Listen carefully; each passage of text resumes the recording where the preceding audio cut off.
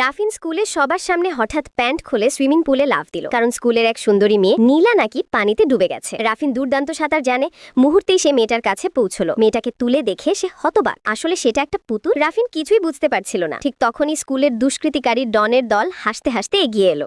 রাফিন যে সত্যিকারের স্কুল সুন্দরী নীলাকে পছন্দ করে, নীলাও দাঁড়িয়ে রাফিনের হাস্যকর অবস্থা দেখছিল। ডন রাফিনকে অপমান করতে থাকে। নীলা বলে, নিজেকে কি ভাবো? আমার মতো মেয়েকে তোমার মতো গরিব ছেলেরা পাওয়ার স্বপ্নেও দেখতে পারবে না। রাগে তার জামা ফেরত দিতে বলে, কিন্তু ডন সিগারেটের আগুন ফেলে আগুন লাগিয়ে দেয়। রাফিন লড়তে গেলেও ডনের সঙ্গে পেরে ওঠে না। ডন হুঁশিয়ারি দেয়, নীলার কাছে যেতে দেখলে মেরে ফেলা হবে। সেদিন থেকেই রাফিন বদলে যায়। সে ঠিক করে সে বড় কিছু হবেই, আর নীলা আর ডন দুজনকেই এর মূল্য দিতে বাধ্য করবে। হঠাৎ কিছু একটা তার দেহের ভেতর ঢুকে পড়ে, অন্য জগতের উচ্চ মাত্রার এক জীব। সে বলে, আজ থেকে আমি তোমার শরীরের সঙ্গে যুক্ত, তোমার প্রকৃত শক্তি আমরা ভাগ করে ব্যবহার করব।